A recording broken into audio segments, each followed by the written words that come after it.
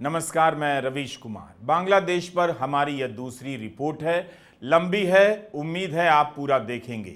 भारत के विदेश मंत्री एस जयशंकर ने क्या कहा, शेख हसीना कैसे भागी, आखिरी वक्त में सेना की ताकत का इस्तेमाल करने का उनका प्लान कैसे फेल हुआ, और इसी वीडियो में हम यह भी बताएंगे कि पेपर लीक के कारण छात्रों का गुस्सा आसमान में कैसे पहुंचा। आंदोलन के और कारणों पर भी चर्चा होगी। बांग्लादेश में शेख हसीना के तख्ता पलट और दिल्ली आने के बाद आज पहली बार भारत ने अपना पक्ष रखा।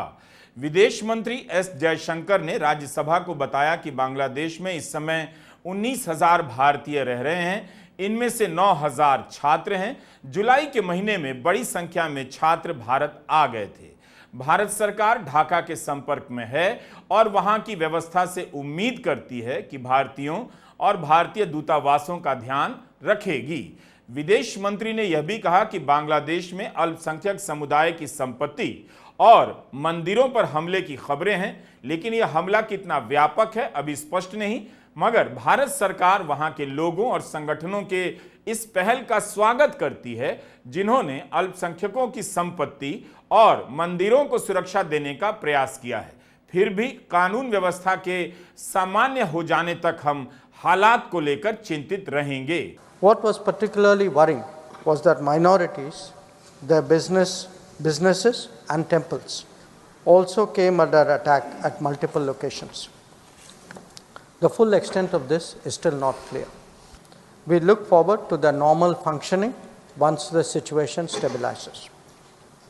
Chairman Sir, we are also monitoring the situation with regard to the status of minorities.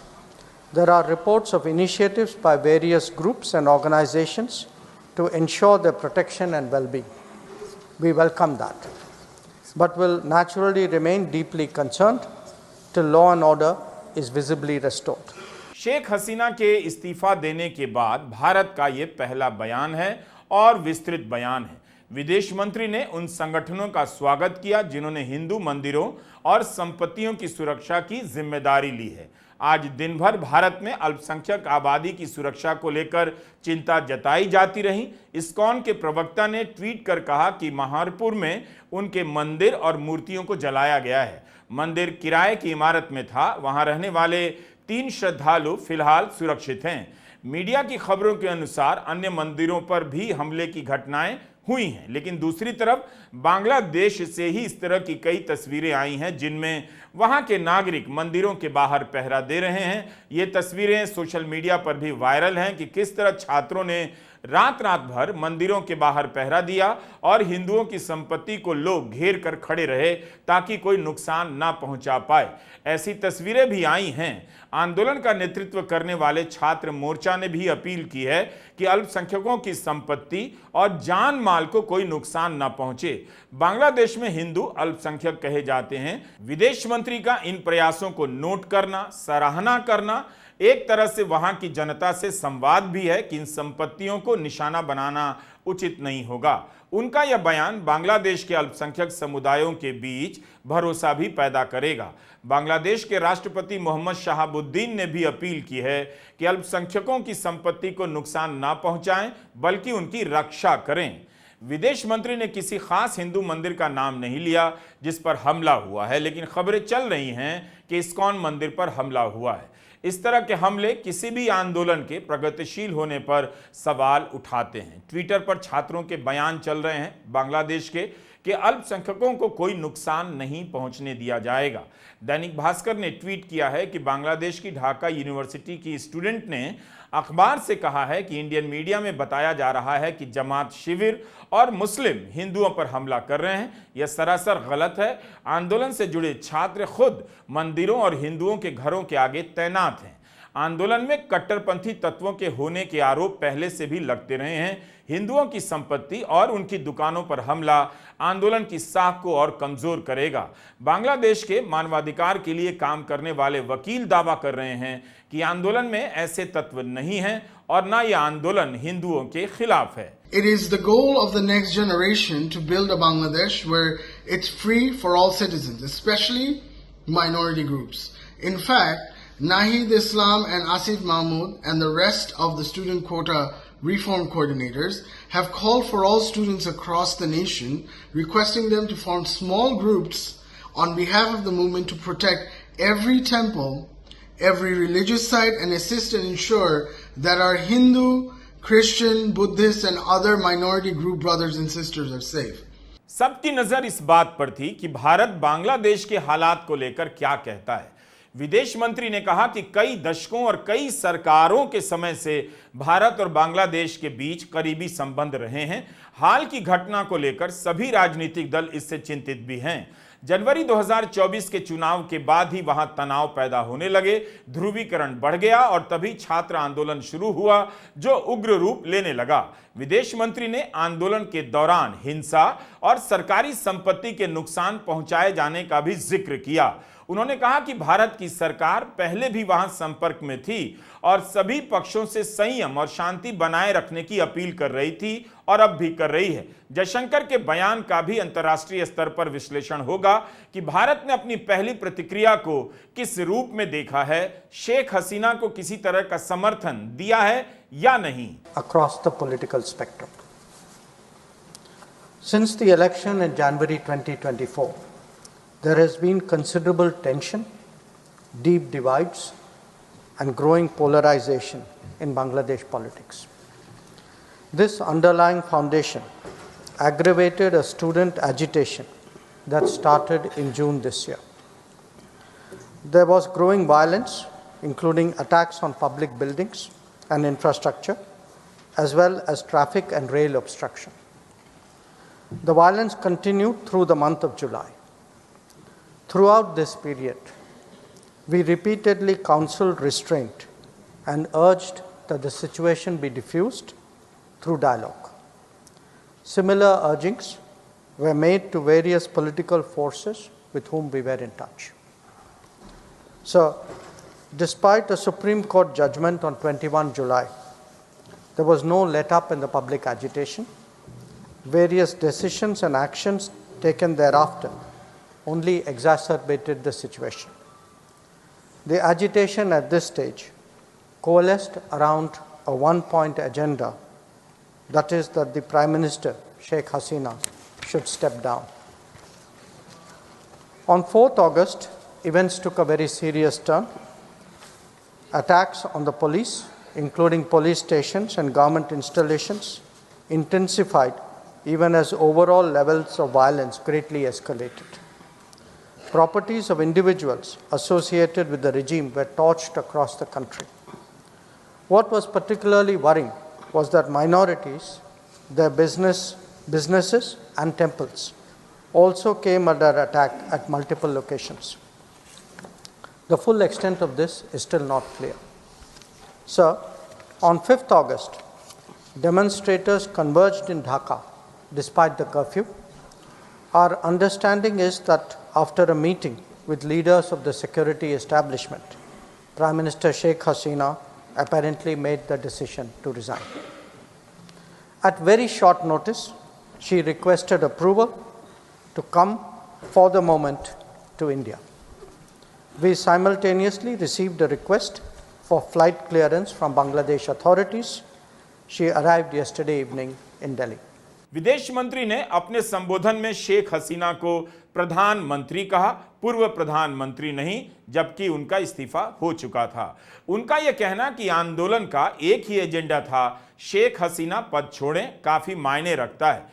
एक तरह से वे इशारा कर रहे थे कि भारत किसके साथ है और हसीना के इस्तीफे को किस तरह से देखता है। उन्होंने हिंसा को लेकर किसी पक्ष का नाम नहीं लिया, लेकिन सरकारी संपत्तियों और रेल पर हमले का जिक्र कर इशारा भी कर दिया कि भारत सरकार इस आंदोलन को किस कोण से देख रही है, वरना भारत सरकार उन छात्रों का भी जिक्र करती जिन्हें गोली का शिकार होना पड़ा और बड़ी संख्या में लोगों के मारे जाने की भी बात की जा रही है।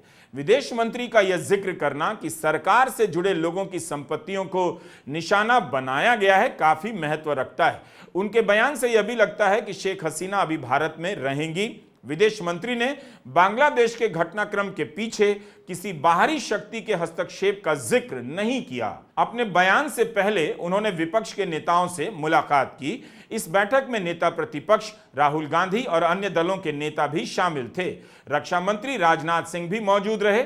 इससे पहले 5 अगस्त की शाम प्रधानमंत्री मोदी ने सुरक्षा मामलों की कैबिनेट कमेटी की बैठक बुलाई, जिसमें विदेश मंत्री, रक्षा मंत्री, वित्त मंत्री भी शामिल थीं। सोमवार को भारत ने कोई बयान जारी नहीं किया, जबकि शाम के वक्त बांग्लादेश की पूर्व प्रधानमंत्री शेख हसीना गाजियाबाद के हिंडन एयरपोर्ट पर उतर चुकी थीं। आज दिन भर दिल्ली स्थित बांग्लादेश दूतावास के बाहर मीडिया का जमावड़ा लगा रहा कि भारत की चुप्पी कब तक रहेगी। भारत की चिंता बेहद गंभीर है। पड़ोस में एक मुल्क मगर कट्टरपंथ के रास्ते पर चला गया तो उसके लिए चुनौतियां बढ़ सकती हैं। फिर यह देश किसके हाथ में खेलेगा पता नहीं। कट्टरपंथ हमेशा ही अराजकता की तरफ किसी भी देश को ले जाता है। वैसे भी हसीना के कारण विद्रोहियों में भारत के खिलाफ भी नाराजगी है। जानकार मानते हैं कि भारत को बांग्लादेश की नई व्यवस्था से तुरंत संवाद स्थापित करना होगा।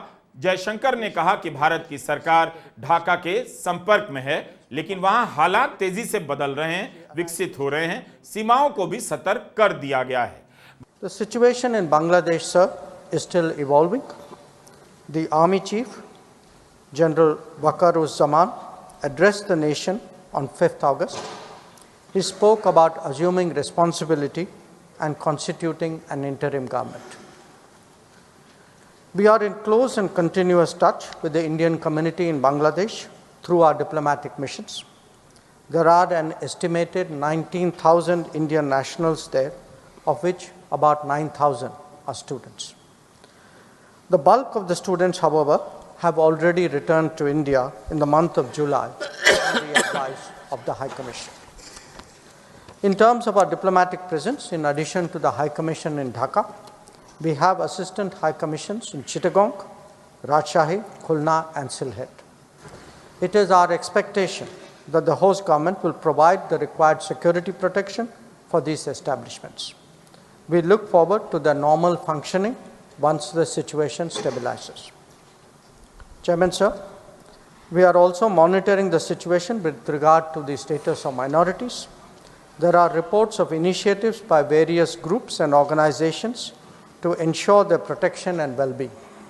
We welcome that, but will naturally remain deeply concerned till law and order is visibly restored. Our border guarding forces have also been instructed to be exceptionally alert in view of this complex situation. In the last 24 hours, we have also been in regular touch with the authorities in Dhaka. This is the situation as of now. I seek the understanding and support of the House in regard to sensitive issues regarding an important neighbor on which there has always been strong national consensus.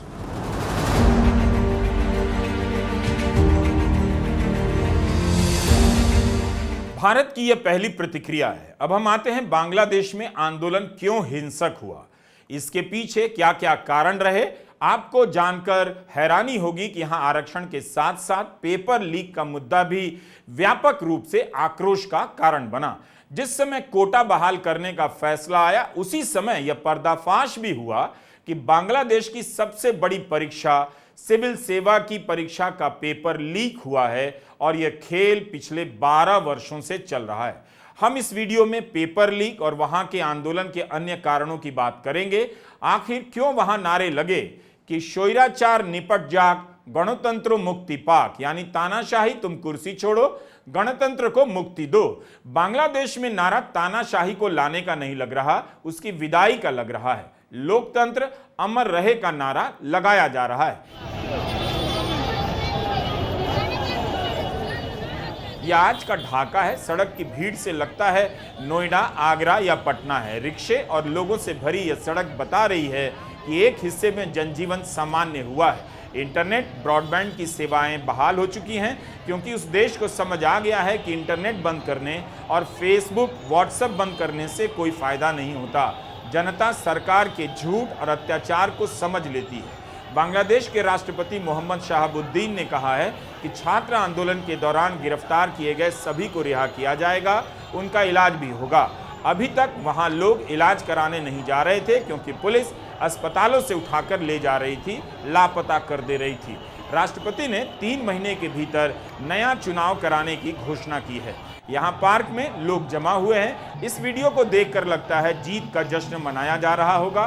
सड़क के बीच से छात्रों का जत्था गुजर रहा है। छात्रों ने अंतरिम सरकार के मुखिया के लिए नोबेल पुरस्कार विजेता और अर्थशास्त्री मोहम्मद यूनुस का नाम सुझाया है। डॉक्टर यूनुस ने यह सुझाव स्वीकार कर लिया है। बांग्लादेश नेशनलिस्ट पार्टी की खालिदा जिया को रिहा कर दिया गया है, जो भ्रष्टाचार के मामले में 2017 से जेल में थीं। ढाका की सड़कें इनकलाब जिंदाबाद के नारे से गूंज रही हैं।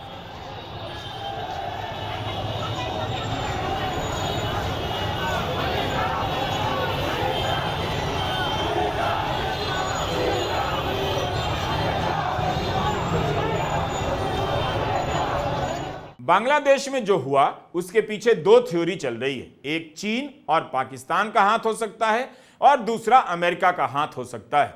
लेकिन आज विदेश मंत्री एस जयशंकर ने इस तरह की थ्योरी की कोई बात नहीं की। बांग्लादेश में आंदोलन के पीछे आरक्षण कारण है, मगर एकमात्र कारण नहीं। जब वहां कोटा को लेकर गुस्सा भड़क रहा था और छात्र सड़कों पर उतर आए, तब उसी समय एक टीवी चैनल ने बांग्लादेश पब्लिक सर्विस कमीशन की परीक्षाओं में पेपर लीक को लेकर पर्दाफाश कर दिया। कई मीडिया रिपोर्ट पलटने के बाद भी उस चैनल का नाम मुझे नहीं मिला, लेकिन यह जरूर लिखा मिला कि पत्रकारों की टीम ने इस स्टोरी पर 6 साल तक काम किया था। पेपर लीक का यह भांडाफोड़ छात्रों का विश्वास हिला गया कि अगर वहां की सिविल सेवा परीक्षा में भी धांधली हो सकती है, तब फिर इस देश में उनके लिए क्या बचा है। तमाम अखबारों में पिछले 12 वर्षों के दौरान हुए 30 प्रश्न पत्रों के लीक होने की खबरें छपी हैं। इनके पीछे एक सिंडिकेट का भी पर्दाफाश हुआ है, जिसने पेपर बेचकर करोड़ों की संपत्ति बनाई, पॉश इलाकों में बड़े बड़े फ्लैट खरीदे। इस मामले में 17 लोगों को गिरफ्तार किया गया है, जिनमें पब्लिक सर्विस कमीशन के 6 अधिकारी भी शामिल हैं। 2 उपनिदेशकों जहांगीर आलम और अबू जफर के अलावा सहायक निदेशक आलमगीर कबीर और पूर्व सहायक निदेशक निखिल चंद्र रॉय को भी गिरफ्तार किया गया है।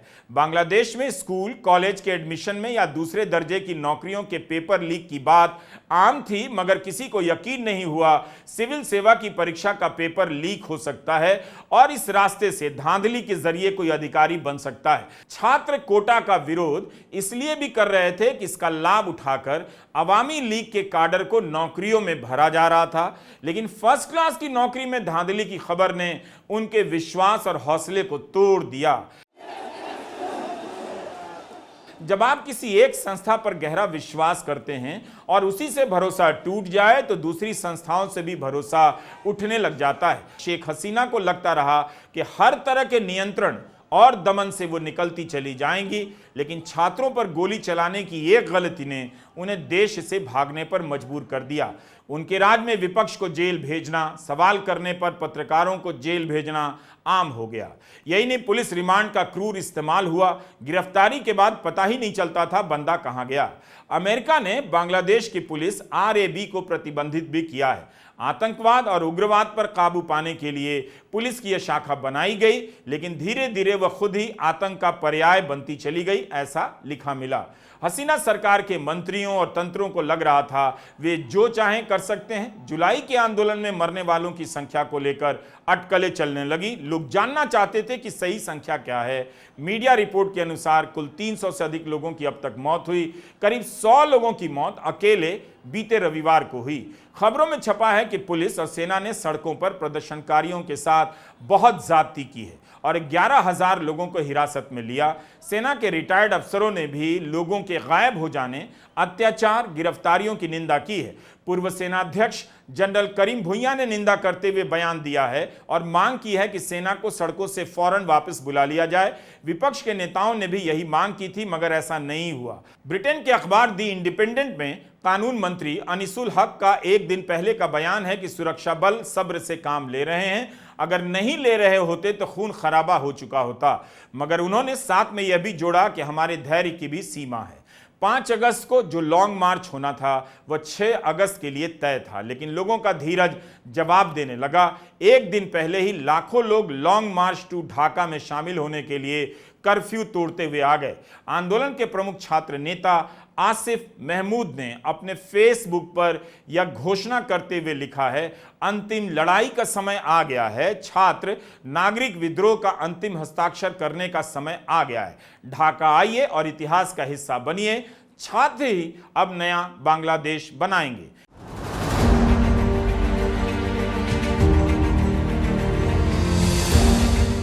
टेलीग्राफ अखबार में देवदीप पुरोहित ने बांग्लादेश के पूर्व विदेश सचिव का इंटरव्यू किया है। शमशेर मोबिन चौधरी ने कहा है कि बांग्लादेश में सेना का तख्ता पलट नहीं हुआ, बल्कि सेना को बुलाया गया। सेना ने प्रधानमंत्री हसीना से कहा अब वह उनका बचाव नहीं कर सकती है, उन्हें इस्तीफा देकर जाना होगा। 6 दिसंबर 1990 को जनरल इरशाद को भी सेना ने यही कहा, इस्तीफा दे दीजिए। पूर्व विदेश सचिव मोबिन चौधरी ने कहा कि 1990 में सेना ने इरशाद को भागने के लिए नहीं कहा, बल्कि इरशाद तो बाद में चुनाव भी लड़े और उस समय 2 विपक्षी दलों ने मिलकर सैनिक सत्ता के खिलाफ संघर्ष किया था।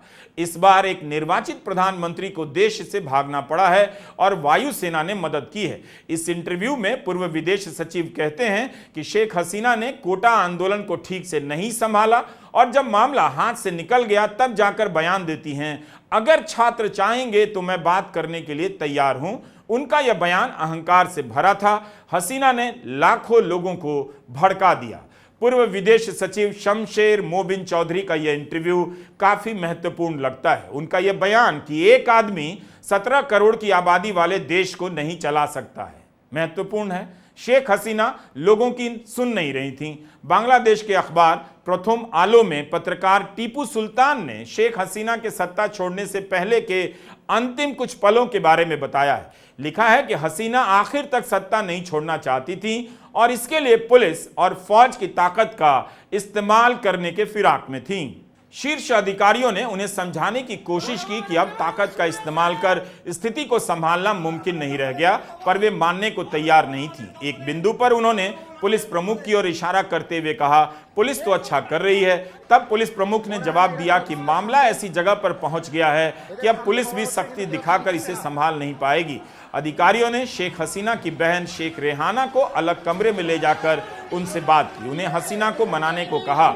रेहाना ने हसीना से बात की, लेकिन हसीना सत्ता छोड़ने को राजी नहीं हुई। तब एक शीर्ष अफसर ने उनके बेटे साजिब वाजिद जॉय को फोन किया, जो विदेश में थे। बेटे ने अपनी मां से बात की, तब जाकर हसीना इस्तीफा देने के लिए तैयार हुई। लेकिन उसके पहले वे राष्ट्र के नाम संदेश रिकॉर्ड करना चाहती थी, पर गुप्तचर विभाग से सूचना थी कि शाहबाग और उत्तरा से छात्रों का विशाल मार्च शुरू हो चुका है। शाहबाग से गणभवन की दूरी को देखते हुए अंदाजा था 45 मिनट में प्रदर्शनकारी गणभवन पहुंच जाएंगे। राष्ट्र के नाम संदेश रिकॉर्ड करने का समय अब नहीं बचा था। शेख हसीना से कहा गया, रिकॉर्डिंग का ख्याल छोड़ दीजिए और 45 मिनट से पहले वहां से निकलने की तैयारी कर लीजिए।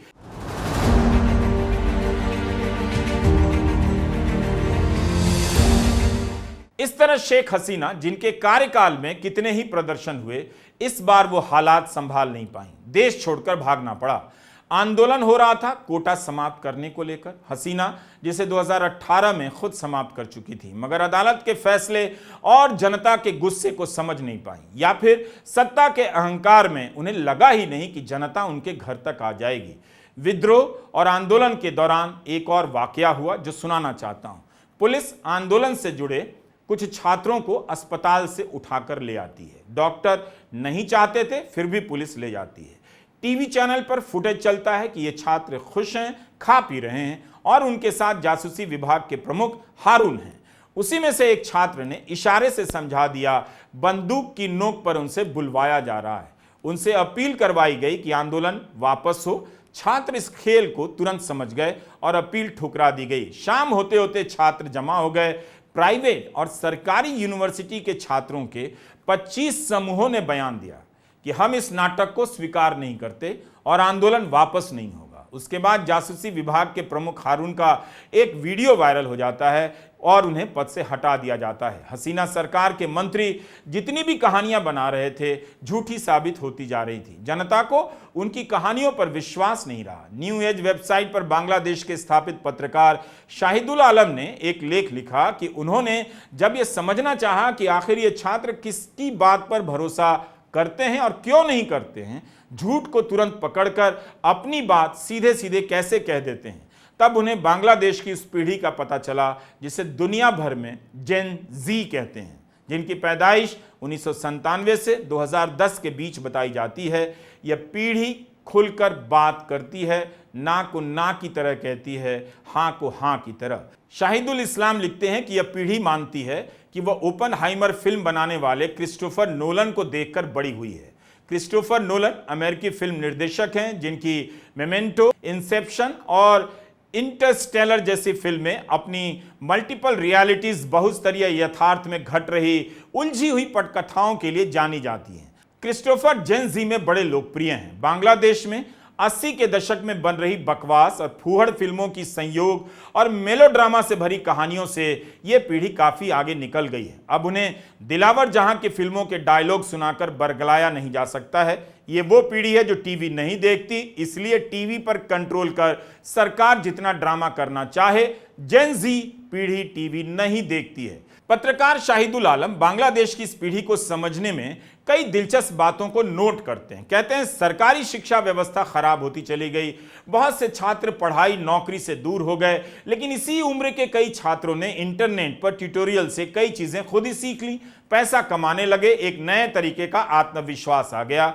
पुलिस की गोली से एक ऐसे ही जवान मीर मुग्धो की मौत हो गई। शाहिदुल लिखते हैं कि मीर खुद ज्यादा कमा रहा था, लेकिन वह सरकारी नौकरी में कोटा हटाने को लेकर प्रदर्शन में क्यों गया?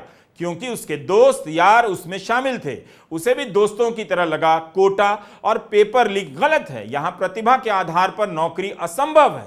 प्रदर्शनकारियों में ज्यादातर ऐसे ही छात्र हैं जो नेतृत्व कर रहे हैं। जब स्टेट उन्हें गद्दार बोलने लगा, उनका मजाक उड़ाने लगा, उनका गुस्सा बढ़ता चला गया। कोटा हटाने की मांग हसीना हटाने की मांग में बदल गई। The protest itself is not regressive in nature. The protest itself, in my view, is an expression of the citizens' democratic rights to change a system that has been repressive and unconstitutional for many years. Our history is forever intertwined with student protests. If you look at it, from the 1952 student language protests leading to the Liberation War of 1971, all led by students for the people, by the people.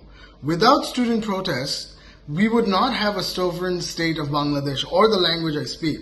Now, if we look at the Arab Spring or even the protests that changed Rajapaksa power in Sri Lanka, we can see that due to a power vacuum, there is a risk of unsavory elements coming in and potentially destabilizing the country.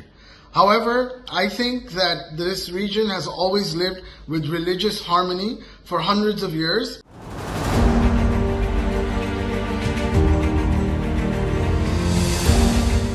मगर गुस्सा बंगो बंधु पर क्यों निकला? शेख मुजीबुर रहमान तो बांग्लादेश के निर्माता हैं। भारतीय भी आहत हैं कि उनकी प्रतिमा कैसे तोड़ी जा सकती है। यह कैसी पीढ़ी है जो अपने निर्माताओं और नायकों का सम्मान नहीं करती है। भारत में भी प्रथम प्रधानमंत्री नेहरू को 10 वर्षों में कितना अपमानित किया गया। आईटी सेल ने उन्हें लेकर कैसी कैसी झूठी कहानियां चलाई। नेहरू के नाम को हटाया गया और उनकी तस्वीर को छोटा किया गया। यही नहीं, गांधी के हत्यारे को यहां नायक के रूप में स्थापित करने की कोशिश तो हुई ही। हमें याद रखना चाहिए कि बंगबंधु मुजीबुर रहमान और उनके परिवार की हत्या कर दी गई थी। फिर भी बांग्लादेश की मौजूदा व्यवस्था को लेकर गुस्सा हो सकता है, लेकिन मुजीबुर रहमान की प्रतिमा को तोड़ना, तस्वीरों पर कालिख पोतना भारत में किसी को अच्छा नहीं लगा। मुजीब के प्रति गुस्से को लेकर काफी कुछ पढ़ने को मिला। कई लेखकों ने लिखा है कि शेख हसीना ने मुजीब की शहादत और तस्वीरों को अपनी नाकामियों की ढाल की तरह इस्तेमाल किया है। अगस्त का महीना शोक का महीना घोषित कर दिया गया क्योंकि इसी महीने में उनकी हत्या हुई। हर जगह काला कपड़ा, काला बैज, काला बैनर, टीवी पर पॉपअप, जबरदस्ती का शोक लोगों पर थोपा जा रहा था। लोग इन कार्यक्रमों में जाते भी नहीं थे। हर लाइब्रेरी के कोने में एक मुजीब कॉर्नर बनाया गया था। जगह जगह पर मुजीब की मूर्तियां, तस्वीरें बनी हुई थीं।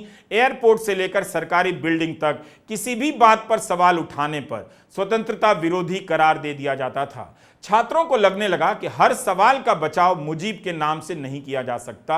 आखिर मुजीब का दोहन कब तक किया जाएगा? उनका नाम लेकर देश की नई पीढ़ी की स्वतंत्रता, आजादी कुचली जा रही है। भ्रष्टाचार और मानवाधिकार के सवालों को अनदेखा किया जा रहा है। यह गुस्सा अगर एक अति को लेकर है और तात्कालिक है तो समझा जा सकता है, फिर भी भारतीयों की नजर से ऐसा होते देखना बहुत दुखद है।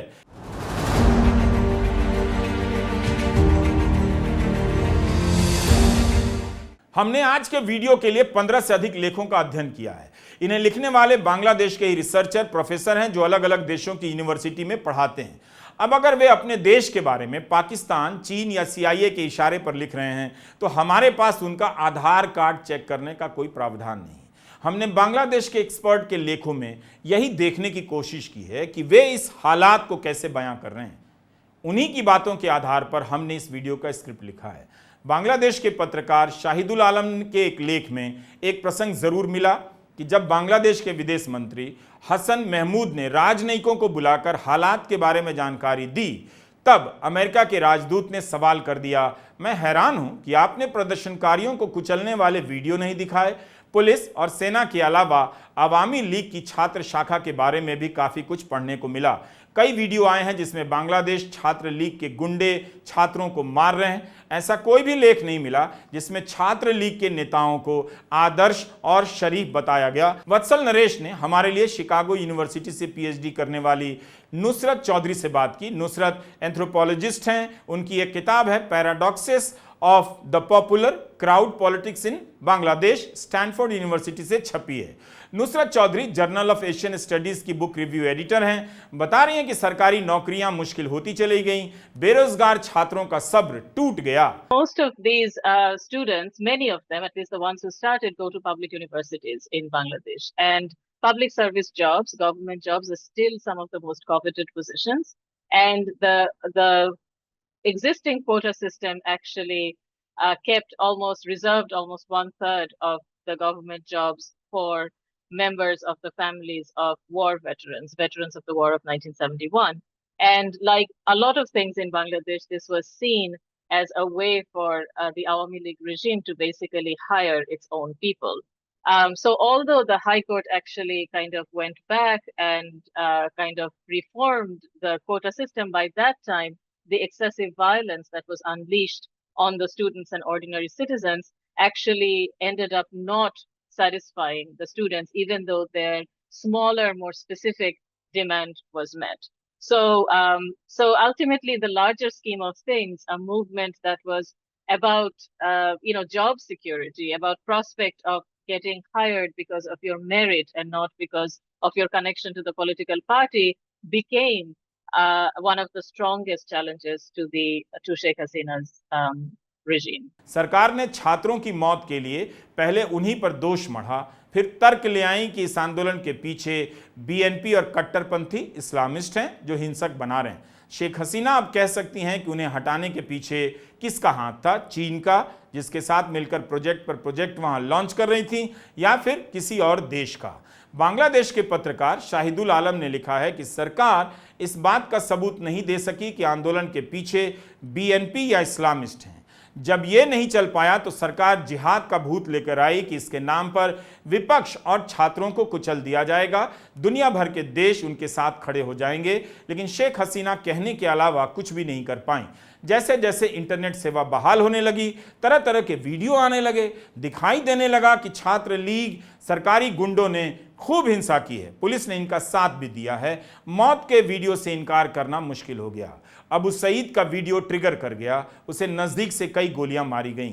मीडिया रिपोर्ट है कि पुलिस ने 24 नागरिकों को गिरफ्तार किया सईद की हत्या के आरोप में, मगर FIR में गोली तक का जिक्र नहीं।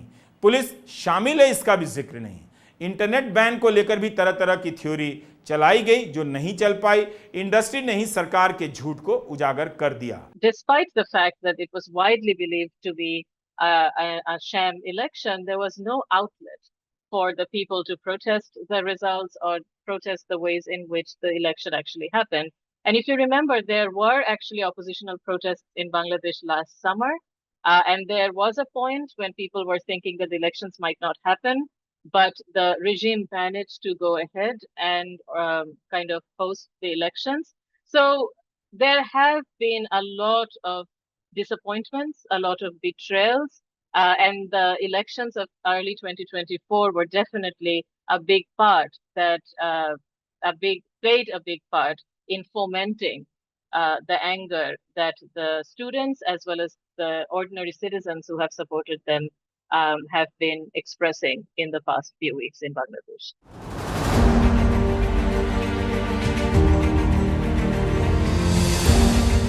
हसीना 16 साल प्रधानमंत्री रही हैं, मगर उनके कार्यकाल के सभी चुनावों को लेकर सवाल उठे हैं। 2014 का चुनाव एक पक्षीय लगा, जब 153 उम्मीदवार निर्विरोध चुन लिए गए। विपक्ष ने तब भी बहिष्कार किया। शेख हसीना ने गठबंधन के साथ मिलकर सरकार बनाई। फिर 2018 में ऐसा ही हुआ। तब आरोप लगा कि वोट तो मतदान वाले दिन की पिछली रात को ही डाल दिए गए, इसलिए उस चुनाव को नाइट इलेक्शन कहा गया। विपक्ष ने इस साल जनवरी में हुए संसदीय चुनाव में भी हिस्सा नहीं लिया। हसीना ने सामने से भी अपनी ही पार्टी के लोगों को स्वतंत्र उम्मीदवार के तौर पर उतारा था, जिसे एक डमी चुनाव हो और वे वापस प्रधानमंत्री बन जाएं। विपक्ष ने इस चुनाव को डमी इलेक्शन का नाम दिया। आपको पता होगा, भारत के चुनाव आयोग ने 3 सदस्यों का एक दल पर्यवेक्षक के रूप में बांग्लादेश भेजा था, वहां के चुनावों को देखने के लिए। 8 जनवरी 2024 को चुनाव आयोग ने प्रेस रिलीज जारी कर वहां के चुनाव की तारीफ की है। बांग्लादेश चुनाव आयोग ने काफी बेहतरीन प्लानिंग की और मतदान शांतिपूर्ण हुआ, ये कहा है। आप जानते हैं कि बांग्लादेश में मतदान केवल 40% हुआ। हसीना के निरंकुशवादी तानाशाही की चर्चा कई लेखों में मिली। उनके दौर में आर्थिक तरक्की बेशक हासिल हुई, लेकिन अब वह ठहरने लगी थी। बांग्लादेश की आर्थिक तरक्की को लेकर भी सवाल उठने लगे। लोग कहने लगे कि आर्थिक विकास का लाभ मुट्ठी भर कुछ लोगों के हाथ में चला गया, जनता को नहीं मिला, सरकार के करीबी यारों को ही फायदा हुआ। आज के हिंदू में काफी आंकड़े हैं कि बांग्लादेश की प्रति व्यक्ति आय और मानव विकास सूचकांक के मामले में भारत से बढ़त है। प्रेस की स्वतंत्रता और अभिव्यक्ति की स्वतंत्रता के मामले में यह देश काफी नीचे है। आर्थिक आजादी का आनंद तभी आता है जब लिखने बोलने की आजादी हो, मीडिया स्वतंत्र हो, वरना जेल में लड्डू किसे अच्छा लगता होगा।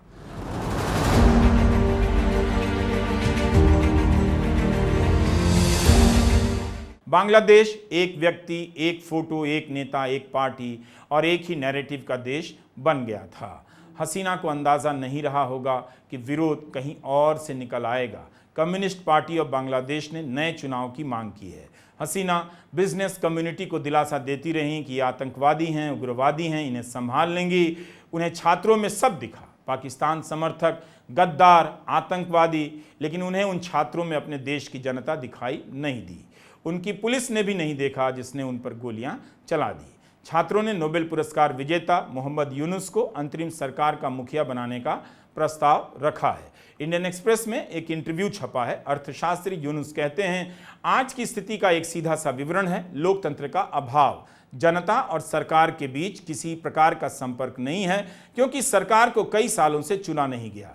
शेख हसीना चौथी बार एक ऐसा चुनाव जीतकर सत्ता में थीं जिसका विपक्ष ने बहिष्कार किया। बांग्लादेश की आबादी 17 करोड़ है, जिसमें से 2/3 युवा हैं जिन्हें अब तक वोट डालने का अवसर नहीं मिला। लोकतांत्रिक मूल्य, मानवाधिकार, कानून व्यवस्था, लिखने बोलने की आज़ादी और विचारों का आदान प्रदान जैसे लुप्त हो गया था। इससे युवाओं में झुंझलाहट पैदा हो गई थी। बाहरी हस्तक्षेप हो सकते हैं, जिसका एक ही जवाब हो सकता है कि क्या हसीना के नेतृत्व में बांग्लादेश में बोलने की आज़ादी थी, प्रेस स्वतंत्र था, संस्थाएं निष्पक्ष थीं, चुनाव पर लोगों का भरोसा था। अगर इसका जवाब यह है कि बांग्लादेश में सब कुछ ठीक ठाक था, वहां सत्ता पर किसी का टोटल कंट्रोल नहीं था, तब बाहरी हस्तक्षेप की बात सही हो सकती है। लेकिन जब अपना ही घर ठीक नहीं है और अपने ही बच्चों को गद्दार कहा जा रहा है, तब दूसरों पर दोष मढ़ना ठीक नहीं लगता। शेख हसीना का सबक यही है, लंबे समय तक सत्ता में रहने की जिद छोड़ देनी चाहिए। कुर्सी पर नए नए लोग आते जाते रहते हैं, तब जनता के भीतर घुटन पैदा नहीं होती।